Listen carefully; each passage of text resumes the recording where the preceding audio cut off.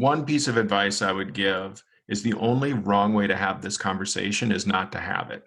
Dory 1, this is Fire Team Delta. Dad's coming home. Welcome to the Military Veteran Dad Podcast, where it is our mission to bring every dad home. I am your host, Ben Killoy. I'm a United States Marine veteran, husband, and a father. We will bring authentic conversations to inspire action in your life so we can close the gap between the dad you are today and the dad you want to be tomorrow. This is the Military Veteran Dad Podcast. Welcome back to episode 67 of Military Veteran Dad. This week is the beginning of Alcohol Awareness Month, and what better topic to bring to you guys than to talk about something that's not really talked about. Maybe you don't struggle with alcohol or drug addiction, but maybe you struggle to have the talk, or maybe your kids are at that age where you don't really know how to approach it. All of those topics are going to be something that we talk about in this episode. Today's episode with Dr. Ben Nordstrom. He is the executive director of responsibilities.org, and his input, his advice, the stories, the conversations, we have some deep narrative. We go into some areas that we haven't talked about on the podcast in any depth. And I am positive if any portion of this touches your life of alcohol addiction, drug addiction, whether you grew up with a family that suffered from these, whether you worry about the feeling of carrying the pattern on with your kids, whatever you feel on those topics, I'm positive there will be a connection in this episode to help you feel something that maybe you haven't felt, or you haven't been given the perspective on it to understand how you can move forward. It's just a great episode, and there are many resources that we talk about in this episode. And if you want to check them out, go ahead and go into the show notes of this episode, and we will be right there with the links. We got the car screening assessment tool we talked about. We got the Ask, Listen, and Learn program that he talks about. All of the socials that he talks about are also in the links. The website for responsibly.org is there. And also, if you want to connect with Dr. Ben Nordstrom, I also included his LinkedIn handle. We talk about so many different things. We go into how the curiosity of kids leads to them understanding one way or another an idea or a view of the world when it comes to alcohol and drugs. We talk about the patterns of your behavior and how they'll repeat within your kids if you don't understand how they are repeating within you, and understanding how they're setting an example. Whether you want to be that the example be set is a different story. Letting your kids drink in your presence, is that good or bad? That's a hot topic. I often hear it both ways. I see it both ways. I grew up seeing it both ways. And so I was very interested to see what his answer was. So stay tuned for his answer. It's about 3/4 of the way through. And I'm sure that answer will help even maybe point out some things in your own life that where you made a left turn instead of a right turn instead of going straight, whatever it may be. I'm positive this episode will give you a nice, solid piece of wisdom when it comes to this topic. And as Dr. Ben Nordstrom says, the only wrong way to deal with this is by not having the conversation. And that was so brilliant piece of advice. And he drops it right at the end. It just wrapped up the entire part of this episode, that only way you can mess this up is by not having it. Not having it is a way that you create these ripples that you don't control. You don't have any idea how they're happening out there, but you need to have these conversations with your kids.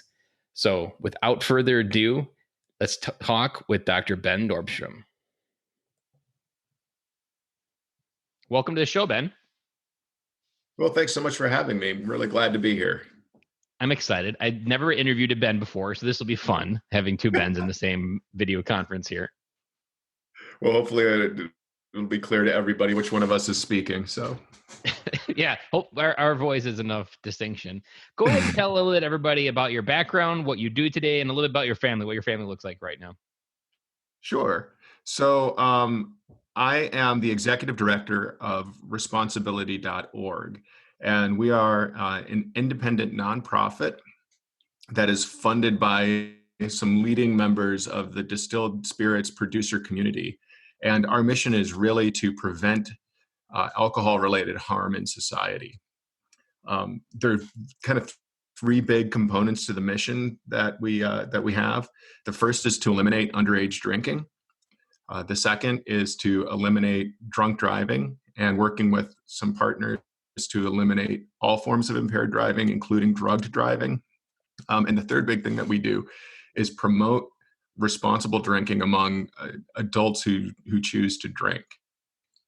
Our company's been around since 1991, and we have made tremendous progress in a number of these components.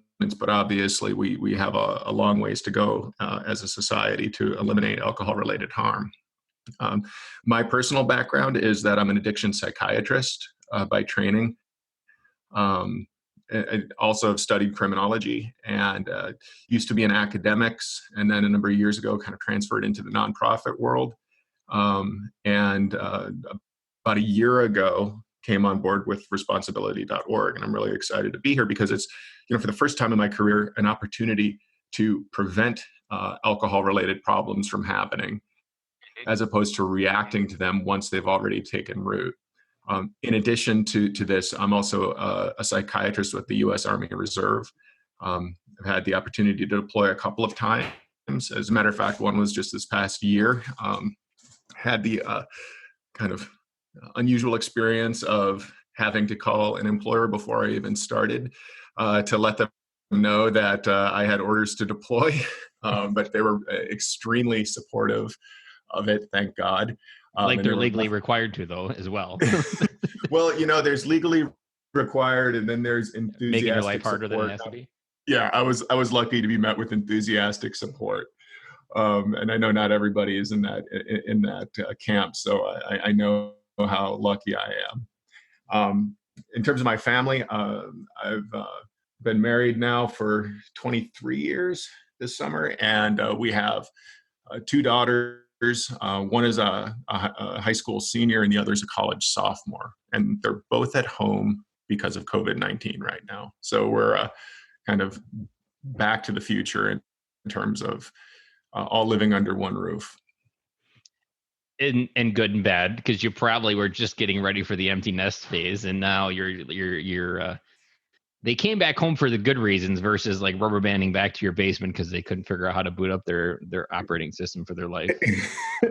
We're trying to look at this as sort of a great opportunity to have one last hoorah as a family. And then probably at the end of it, everyone's going to be really glad to move on to the next phase. So they'll be like, okay, I'm really excited to grow up now.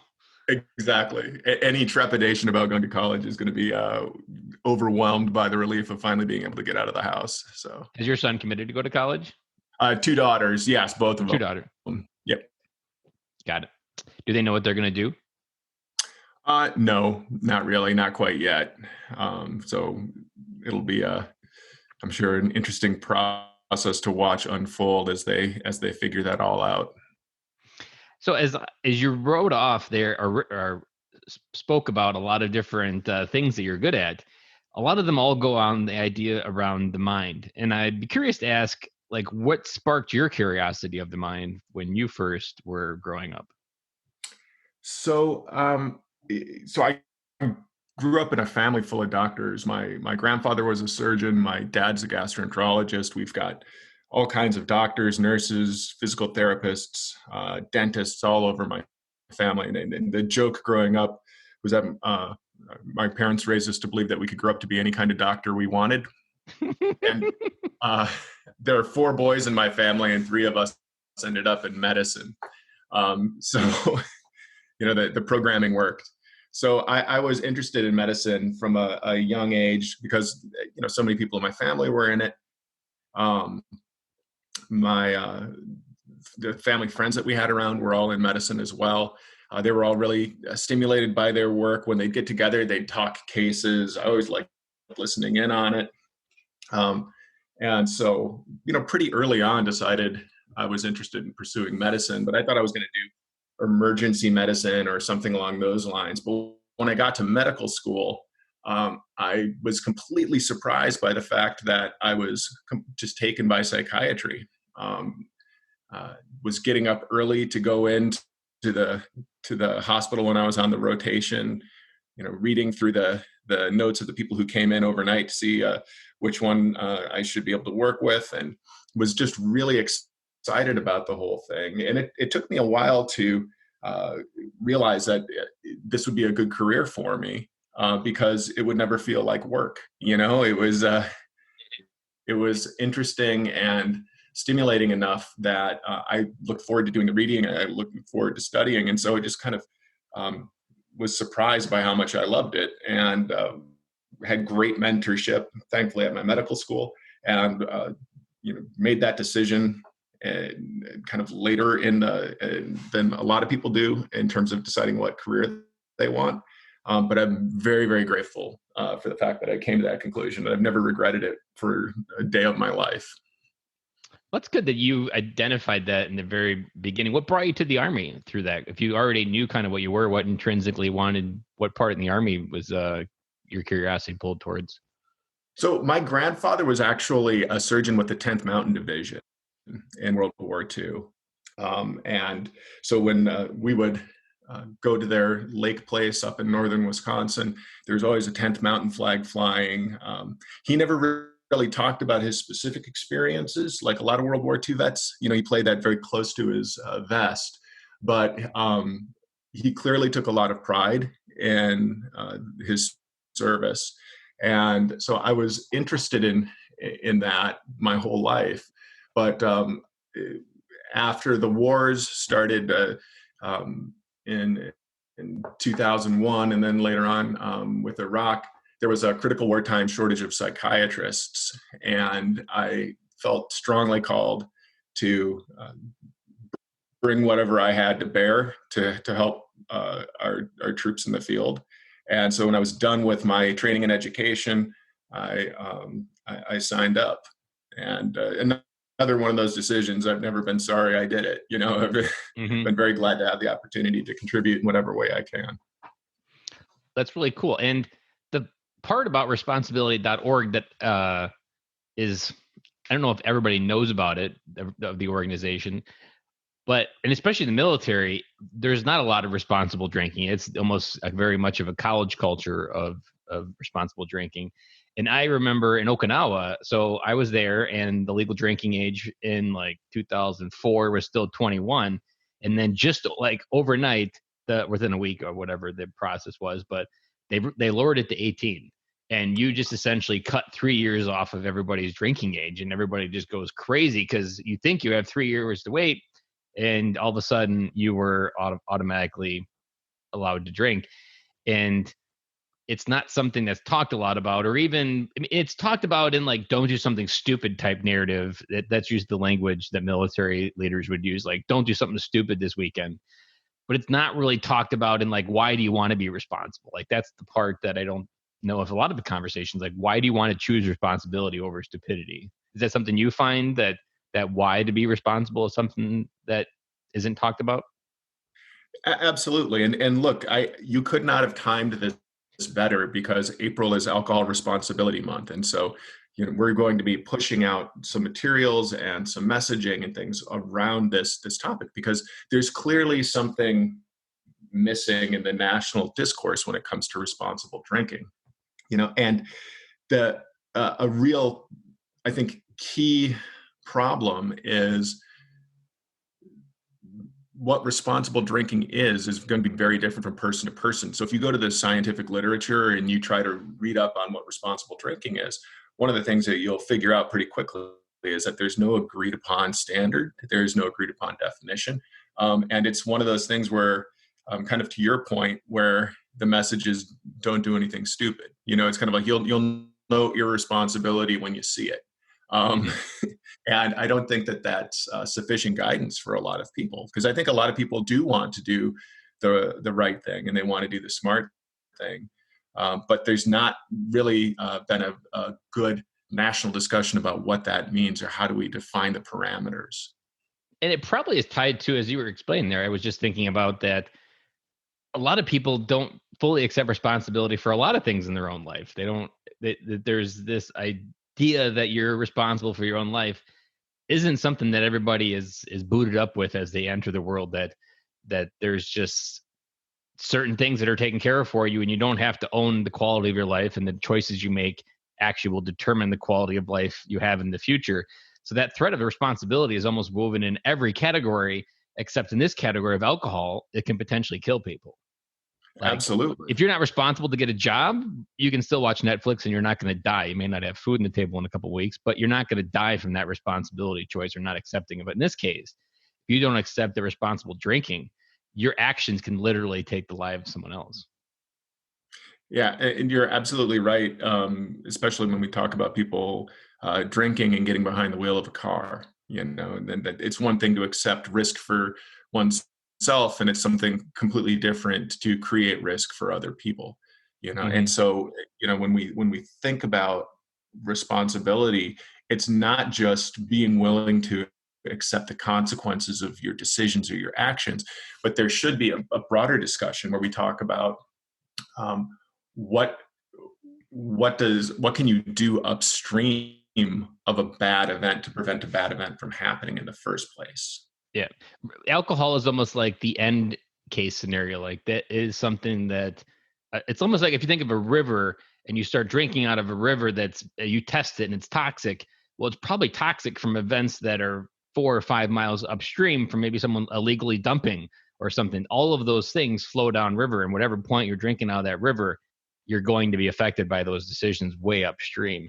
And this is one of those that's connected to parenting, where you're like even something as simple. I've always liked, my kids are still young, so I haven't had a chance to instill this, but if you give your kids a cell phone, make them sign a real contract between you and them about what your responsibility is with this phone, because those little baby steps of responsibility and taking ownership for what you've given them, that's the thread, that's the little seed that grows into something that, you know what, I've had enough to drink tonight, I'm done.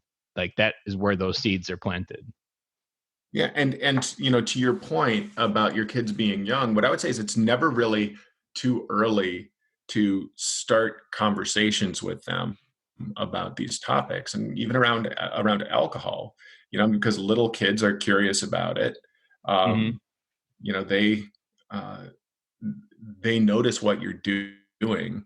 They're trying to learn more about their environment all the time. I think about kids as little biological supercomputers that are just going around siphoning up information to Mm-hmm. try to make their world more predictable. They're trying to understand it better so that they know they can't have control, but they can at least be able to predict what's coming. And so they're paying so much attention to everything that we do.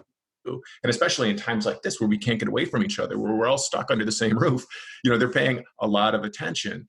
And so when they notice that their parent is having a drink, and they want some, or they are expressing curiosity about it, there's an opportunity there to engage them and to start a discussion with them around what you're doing and why it's appropriate for adults, but it's not appropriate for kids.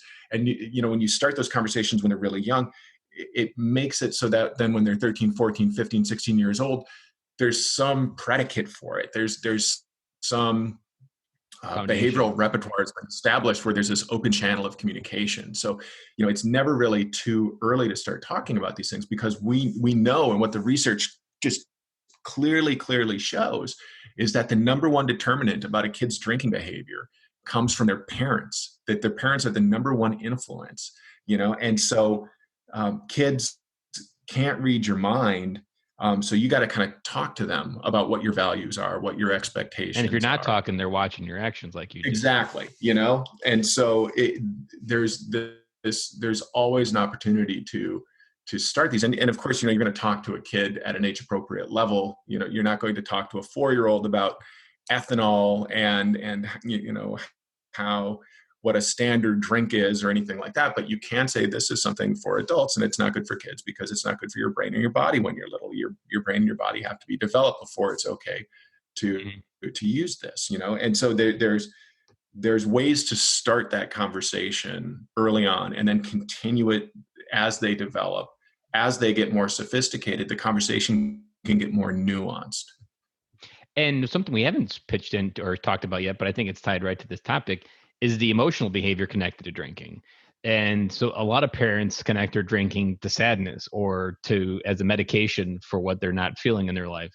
And something with my kids being as young there, one thing I do with them is I'm always coaching them about their emotions. And so like we've had a bad day and maybe one of them made a bad decision in the morning, and oftentimes that'll put them in the mood and they'll just be a consequence or a river that keeps flowing throughout the rest of the day. based on that early decision that she made that just was flowing down.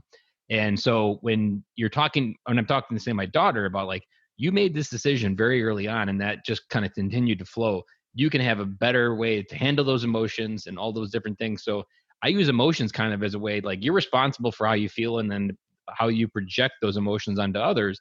You're responsible for how you make other people feel because you didn't manage what you felt properly. Like it's okay to feel, but if you actually intentionally hurt someone, you're responsible for how you made them feel and you need to care. And like that's another seed that kind of grows.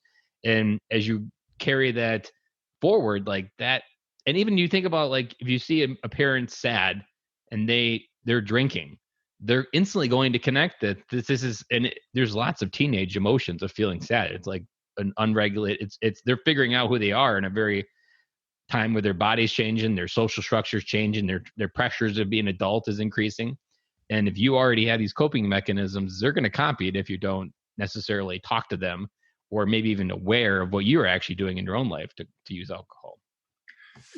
I could not agree more emphatically. All right. That I think that you've put your finger on a really key part of the discussion that's been missing when we talk about responsibility with alcohol. And there's a lot of focus on how much people drink or over what period of time people drink. And that is important. And that's undeniably important. But if we focus on that and we don't talk about two other big components, which is your mindset going into drinking and then the setting that you're drinking in, you miss the opportunity to recognize how much control you have over a situation. And, when you think about your mindset, including your mood, including what are your expectations from drinking, what is alcohol going to do to you and for you, and thinking about what your intentions are, those are really important things for us all to bear in mind. And so when you talk about people drinking when they're sad, kids will pick up on that, and it's, again, with Alcohol Responsibility Month coming up next week in April, what we're trying to do, especially in this time, is get the word out that drinking is not a coping mechanism. Alcohol is not a coping strategy, and it shouldn't be used as one. And kids will know if you're drinking from a negative place or if you're drinking from a positive place. They can feel that energy. Yeah, absolutely. It's that old saying that, even a dog knows the difference between being tripped over and being kicked. I haven't heard that one. I like that. Kids know if you're having a drink at the end of the day because you're trying to, enjoy a meal, or that you're spending time out on the patio with your spouse while we're all, practicing social distancing. They can tell the difference between that, where you're using it in this positive way, or if you're using it to sort of manage stress, frustration, anger, sadness, whatever it is. Because the problem with that is the drinking can become really negatively reinforcing, right? If the drinking can temporarily make a bad feeling go away, and it would only do that temporarily, that increases the chance that you're going to repeat that behavior. And there's an opportunity cost there, that when you avoid dealing with the source of that sadness, the source of that frustration, of finding an adaptive coping mechanism, it's just, people can start to wear sort of a behavioral groove into their life, and then create a pattern of behavior that can have really dire and negative consequences later on. And so it's important for kids to recognize early on that drinking is not a coping mechanism. It's an avoidance mechanism. It's ineffective, and doesn't lead anywhere good. And that drinking for positive reasons is the kind of thing that parents can model, in addition to being careful about how much they drink and the setting that they're drinking in. Yep. And I think if you connect it to emotions as well, that when you're doing it for the negative state, you're generally doing it to distance yourself from the people you care about. Like it's a way to numb yourself to the feelings or the isolation or whatever feeling you're not trying to feel. And your kids will feel that it's actually something that pulls you away. And the further you get pulled away, the less present you can be. And the less present you can be, the more that your kids' desire to feel love almost increases. And I haven't put this brilliant thought together, but if you're like, in the beginning of this podcast, I preached, and still do, that your kids spell love Time. And your presence, your time is one thing that they will quantify how much you love them. And if you're using alcohol to distance yourself from that feeling, then at the same time, you're also depleting the bank account of their love tank. And if they don't feel love, this is what would also then cataclysmically go into something that there was a book by Dr. Meg Meeker, Strong Father, Strong Daughters, that just hugging your daughter and making her feel her father's love allows her to be a more confident woman when she goes into the world, and she'll start dating later. She'll have the desire for sex later because she had that physical connection from her father. And if you're a dad listening to this and you're using alcohol to cope with something, and you have a daughter, she needs to know what your love feels like. And if you're numbing whatever you're trying to numb, she's not able to feel that, and that is going to have a ripple effect that you won't be able to control. And the day you can, you're going to be like, it's already too late. And it all can start with just from that numbing yourself from that feeling that you were talking about. Yeah, and and I think that especially when we talk about numbing with the military audience, we know that can be one of the things that drives alcohol use, is trying to numb those negative feelings. And look, it's understandable, and it's temporarily effective, but it's not something that is going to produce the real results that people are looking for ultimately. And so, what we would encourage people is, if you're having those negative feelings, and whether it's coming from a psychiatric condition like depression or some form of anxiety disorder or a reaction to stress, there are ways of managing that are adaptive and effective and will get you feeling back to normal. Whereas alcohol, it's just like shooting Novocaine into a cut. It doesn't make the cut heal up. As a matter of fact, it's going to keep it open longer. And alcohol can be counterproductive, especially when it comes to these things, because it's working on your brain and it's affecting the chemistry in your brain if you're drinking heavily, and can exacerbate the problem. And so what we really want is for people to be thinking about, when they're choosing to drink, to be mindful of the fact that of course it's fine to take a drink. It's legal. It's been a part of our culture for thousands of years. So of course it's okay to take a drink, but they just have to really be thinking not just about how much they're drinking, but why are they drinking, and what do they expect to come of it. Make sure that those things all are aligned in a positive direction, so that they can get the effect that they're looking for, without it having a huge cost to their lives or their family or their community. I often hear, so I've been in dad groups for a long time now, and there's always dads in there that were heavily drinking, not into a point where like maybe a bottle a day type where they were complete like alcoholics, but they used alcohol quite often. And they would always kind of wake up with that hangover and that numbing feeling, and would just feel off the rest of the day. And they would always when they took away the bottle, they would always be like, I'm just more present with my kids. And like, even something that's simple awareness, like you can often think you don't have a problem. Maybe you think you're just social drinking on Friday with some friends, and maybe you think it's perfectly okay and acceptable. But then when you remove it, and then you kind of can do that comparison, that's really where you can see the analysis. Am I really social drinking, or am I really living a lifestyle it's taking me away from the most valuable time, which is time with my kids? Like, every Saturday that you're hungover is one less Saturday they're going to be there before they leave the house. And something I'm sure you're reflecting on is the kids are back home temporarily and getting ready to leave, that every one of those Saturdays count, and every one of those summers count. Like, you only have 18 summers with your kids, and how you show up in their lives, whether you're sober or not, like, those are going to determine the quality of the adults that you help put into the world. Absolutely.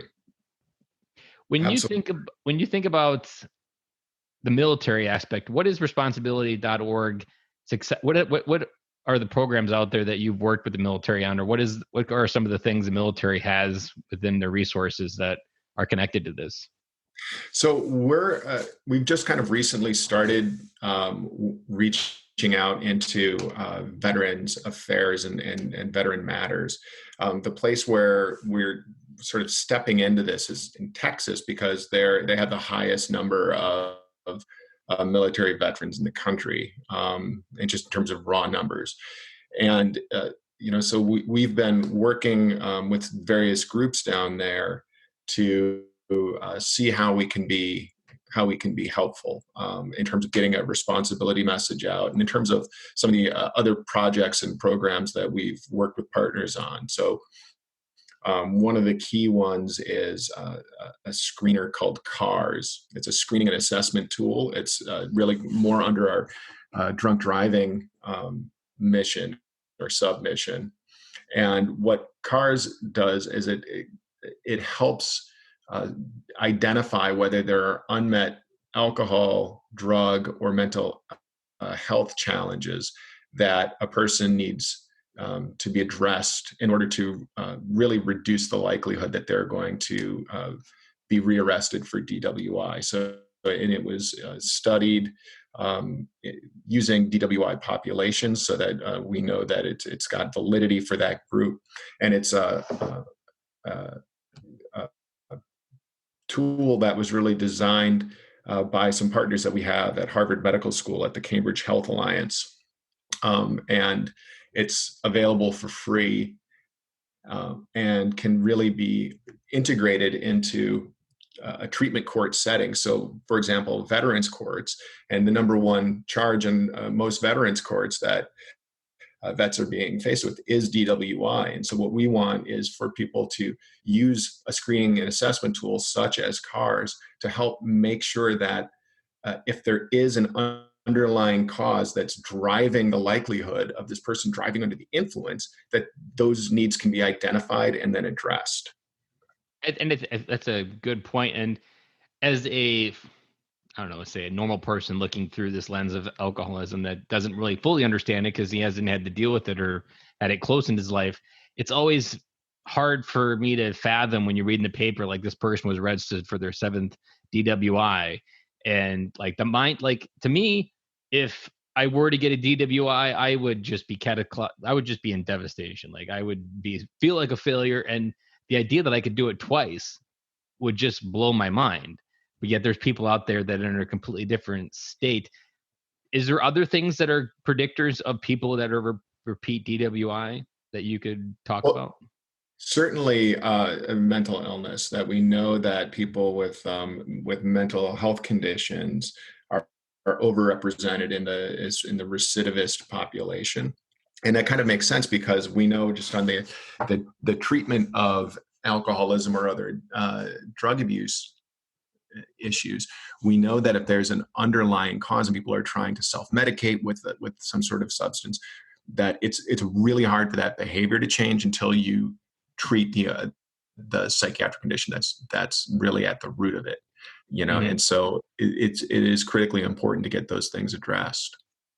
And something that as you probably has grown up through your psychology area, is I've heard women on other podcasts and other like nutritionists like talk a lot about like you can go get a prescription for depression and they'll never ask you what your diet is daily or how long are you sleeping at night. And so I think that's something else within the narrative that like the mental health is almost beaten down with a bad nail because it's not always a pill. It's an entire holistic approach to your life kind of.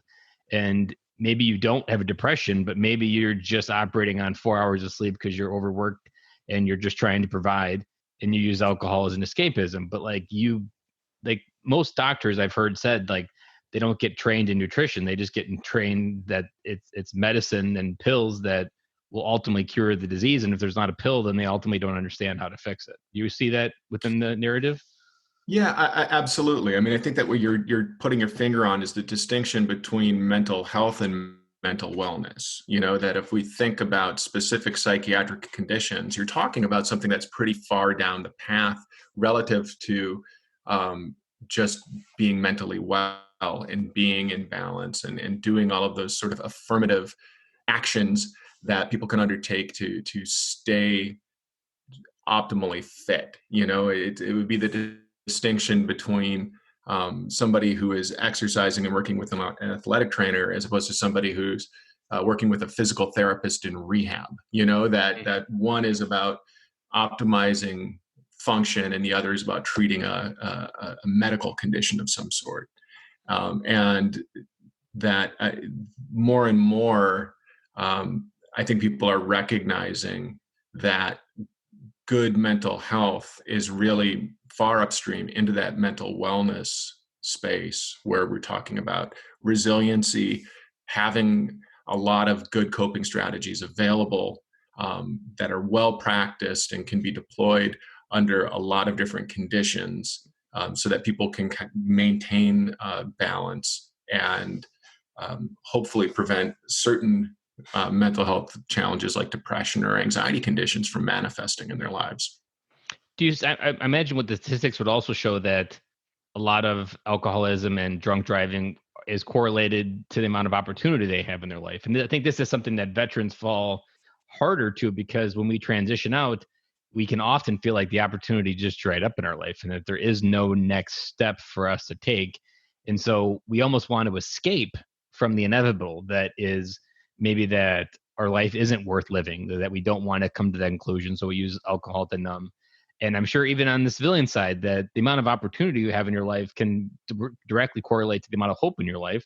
And if you're hopeful for the future, then you can do a lot now. But if you're not hopeful that your life has a lot of opportunity, alcohol is one of the most widely available things to treat that in a bad way, because it numbs that realism, or maybe there's some big action you need to take to change your opportunity in your life. And alcohol can just keep you in neutral, spinning your wheels, and you'll never really know why until you Yeah. recognize that this is the one thing holding me back.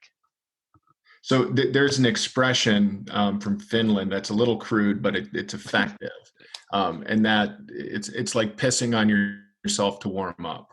You'll warm up for a second, but then you're going to be colder than you were in the first place. And so using alcohol as a coping strategy, temporarily, it's effective. It's understandable for why people use it, but they got to understand, when you play the tape on that, it's just not going to advance your cause. It's not going to help you get where you're trying to go if you're using it from that negative space. Is there a story that you could share with us, maybe, of something that really hit you hard as a person within this field that continues to fuel your why, that you could share without any issues or ambiguity of names or anything like that? I mean, there's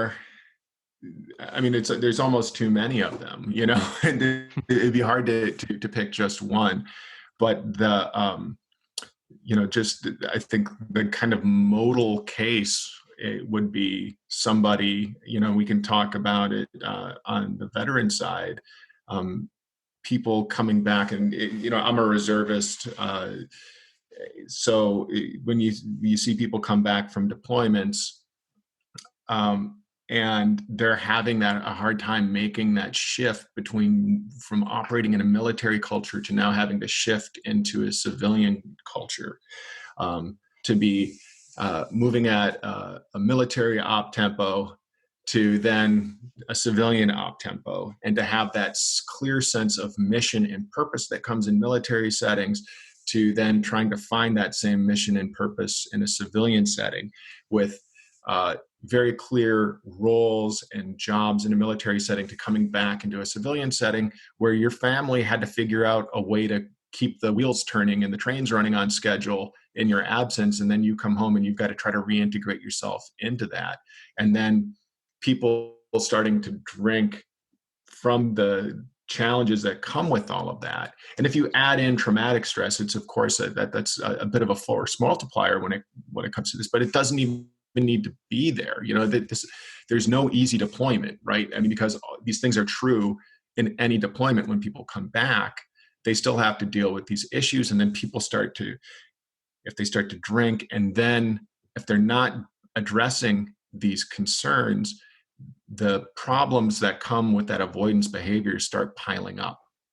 And then you start having these negative consequences, but that behavioral groove has gotten worn into their lives in such a way that it's hard for them to see over the edge of that and to change their behavior. And so then you can find these people who have nothing but the best intentions, and have not done anything quote unquote wrong are really suffering as a result. And so it is important that they know that help is out there and that help is effective.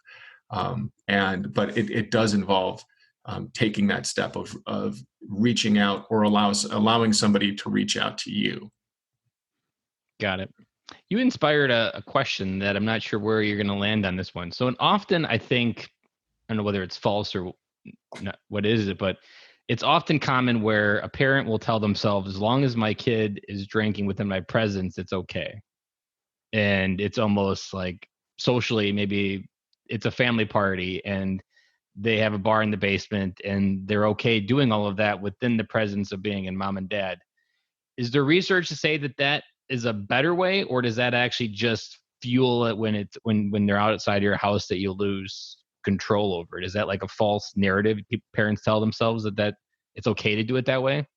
Yes, basically. I mean, it's tricky because no parent appreciates unsolicited parenting advice, and people, Especially around that one, especially around because it's this. probably But, it will touch portion of their own life of why they but do yeah, it. it is clear that that is a mixed message at best, because they're hearing one thing, you shouldn't drink, but then they're getting this unless, and that opens the door a crack. And we know what kids do when you open the door a crack. They push. Um, we also know that, like I said earlier, that parents are such a huge influence, more than peers, certainly more than the media, more than anything like that. They're looking to get their cues from the parent. And so you have this opportunity as a parent to send this unambiguous message that there's nothing wrong with drinking when you're old enough, that you really do need the concrete to harden in terms of your neurochemistry and your physiology. And then it's okay to do it as long as you're drinking at safe levels and in safe places, and you're, from the right headspace, but to your earlier point, when if you all of a sudden throw the doors open at 18, the concrete hasn't had that chance to really season. And there's a reason why the drinking age was moved to 21. It's because, those good decisions are easier to make when your brain's done developing. And frankly, it's not done at 21 either, but, it's considerably more so than at 18. And so that's where it's important to have those discussions with kids all through their life, at these different stages. And, if parents are curious about how to have those conversations, we have a ton of resources on our website about having those conversations in different age groups, and at responsibly.org. And I'd encourage your listeners to check it out if they're looking for some guidance on how to have those conversations. So you've only been at responsibly.org for a year. I'd have to imagine when you first started getting into this space, you reflected on your own parenting and saw gaps in how you were talking about this.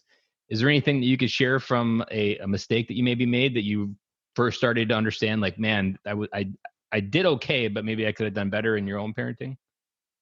Oh my God. So many different ways. That's always the thing, is your mistakes are so much clearer in hindsight. I work for wish the organization now, so now you're even you're more trained in the methodology, the reasons. Oh, absolutely. We did try to have conversations with our kids around drinking and around drug use. I was an addiction psychiatrist. We mostly lived in big cities, and we would go out and we'd see homeless people, and there's a kind of an exercise to help increase situational awareness. They'd say, "Oh, can I go climb that tree?" And there'd be a guy passed out underneath it, and we'd start talking about, okay, well, do you think that guy over there is? You think he's just a dude taking a nap, or do you think that he's passed out from substance use? And so we would try to talk about that and tie that to the idea of good decisions and bad decisions around substance use. But we really did miss the opportunity to just talk about my wife is a lifetime non-drinker. She's just not interested in it. But I miss the opportunity to kind of talk about when I would have a drink, about why I was having a drink, or when I wasn't having a drink, to talk about why I wasn't having a drink, because, I wouldn't drink if I was stressed out. And there was an opportunity for me to tell my kid, to point that out, that, oh, tonight I'm not having a drink because I don't drink when I'm frustrated. I don't drink when I'm angry, because I just know that that's not a path I want to start down at all. I only would drink and have a beer with dinner or a cocktail or what have you, when I was, had specific food that it paired well with, or I was just going to relax and watch a movie or something like that. And so I never talked about my intentions, and I should have done that. If I had to do over again, I would. And I don't know what you guys call this, but you just hit me on something I could wrap up what you were just talking about there. Situational coaching sounds like the most effective way to talk about it. And don't say that it's good, bad, or even the brain chemistry is one thing, but most kids aren't going to really care, which is probably why they don't care now, even if they know that it's bad for their brain. But talking about, as a parent, about the situations, and what you paired there with the situations was the emotions, that I don't do this when I feel X, and I don't do this when I feel Y, but then if I feel this, that's okay. Like, that situational coaching is almost like giving them the wisdom that they need, because when they're up against that peer pressure from their friend, the brain chemistry is going to be a hard one to really hold on to. Like, you're going to most likely cave under that peer pressure. But if you understand, if you admire your father and who he was, and the advice of situational coaching of, he was this man and I admire him and he didn't do it in this particular case, then it's a case of like integrity, that if I admire my father's integrity, I want to model that integrity, and then I'll make the right choice. Yeah, well, and I think that ties in exactly what you were saying earlier about hugging your kids and having those sorts of experiences really being the building blocks of self-esteem. Mm-hmm. That they're little supercomputers, and they're siphoning them up these different pieces of data, and that what gets assembled into their sense of self. And so the more good pieces of data that you can give them that help them assemble a resilient and tough sense of self, the better off they're going to be in every circumstance. Mm-hmm. And this is something that I talk about all the time on the podcast, about fatherhoods and dad, and like, so many things come from dad, that the experience, the wisdom, the shepherding through life. Like, your dad is often that person, and if you're not part of your kid's life, someone else will be this person, whether it be the first boyfriend that they have, or maybe they make it up as they go. Maybe it's the stuff they see on TV and Netflix, and all of that stuff is selling the wrong kind of fatherhood, of what a good adult will look like when they grow up. And this is why I think just getting dads to come back home to their family, which is why that's why the mission is to bring every dad home, because when you come home as a father, your impact in so many areas can transform a child's life. And you'll never really know until the pieces are put together on the Picasso. But every little stroke is part of that master painting. And you just have to trust that your presence is enough in those moments, and your words and your wisdom and your example. Like, that's the gift of fatherhood that you get to lead by. And it's the best kind of leadership. And training for leadership at home is the best way to train for leadership at work, because at work, people most likely will listen to you. But at home, you got to get your kids to do things they don't want to do. And so learning how to set the example, have a conversation, coach them through all that, like, that's the magic of fatherhood that I love doing. I love talking about it, and I love inspiring other dads with that same kind of energy. And it's what you're talking with responsibility, teaching them to be responsible when they grow up. Like, God, that's like the best gift you could give a kid in 2020, because of just the nature of where we are, the nature of what kids accept as a responsibility, the nature of what people expect out of life automatically. Like, life doesn't come to you in a silver platter. You got to make it. And it comes from being responsible. And did you get up on time every day? And did you have that lazy day where nothing got done? Well, that was one less day you got to make your opportunity so you can move out of the basement. All of that happens by becoming responsible. It's not just one narrative around alcohol. It's like, how do you become responsible for your life? And as you said, it comes from those little seeds that you plant when the kids are growing up of what responsible parenting and adulthood looks like. Absolutely. I think you said that beautifully. Well, as we wrap up this interview, I've enjoyed this. We haven't really dove into this topic, and it's going to be a topic that I know will hit a few dads hard because it's going to be some hard truths that maybe people haven't been willing to acknowledge. But then hopefully it also gives some wisdom for the dads looking to have this conversation. I know I got some out of it for when I have to have that and what I can do today. What's a parting piece of advice you want to leave for a military dad out there listening to this that you want to be the nugget that they take away if they only can take away one thing? I know it's kind of hard, but the one piece of advice I would give is the only wrong way to have this conversation is not to have it. Ooh, I love that. That was a mic drop moment right there. Well, I think so many times people think about these sort of big conversations as something where they've got to have everything scripted out and they have to have a battle plan with all kinds of contingencies. Have to have read 5 books. If they say this, then I'm going to say that. And if they say, X, I'm going to say Y.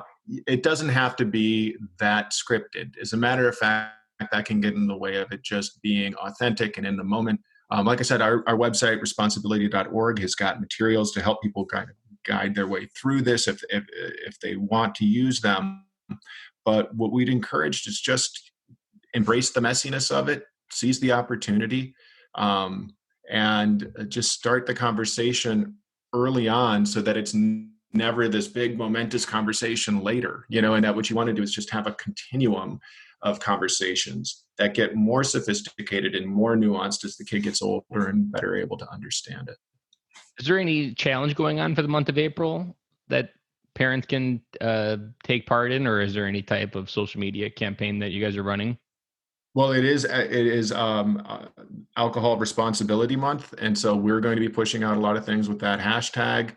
Encourage them to follow us on Twitter. We're at GoFAR, FAAR. Our technical name is the Foundation for Advancing Alcohol Responsibility, but for obvious reasons, we kind of go by responsibly.org. So that's kind of a mouthful.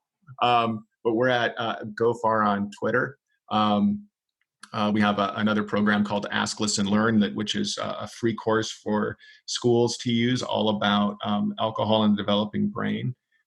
And so we're going to be pushing things out with our partners on some of these different platforms just to get people thinking about alcohol responsibility, not just even in, but especially in the time of COVID-19, when we've all got additional stress, frustration, and we're all living right on top of one another. I think now more than ever, it's important for us to be thinking about our mindsets and the behaviors we're modeling for our kids. So, and if I put a cherry on top for that advice that you gave, there's something that most parents don't really acknowledge, that whether it be sex, porn, alcohol, violence, addiction, guns, there's mystery to all of those, and kids will want to explore.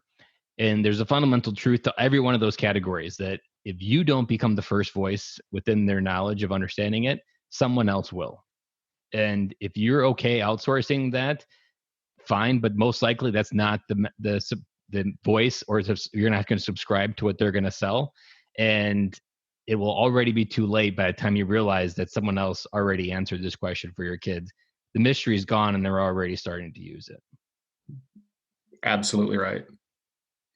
Well, I appreciate, Ben, you coming on the podcast, and I'm excited to get this out and hopefully bring even more dads home and understanding and just help change the narrative. And I'm excited to participate and help bring awareness to responsibly.org. I'm more aware of what I have to do, and I just really appreciate you coming on the podcast today. Well, thank you so much for having me. I've really enjoyed the conversation, and look forward to talking with you more in the future. So thanks so much.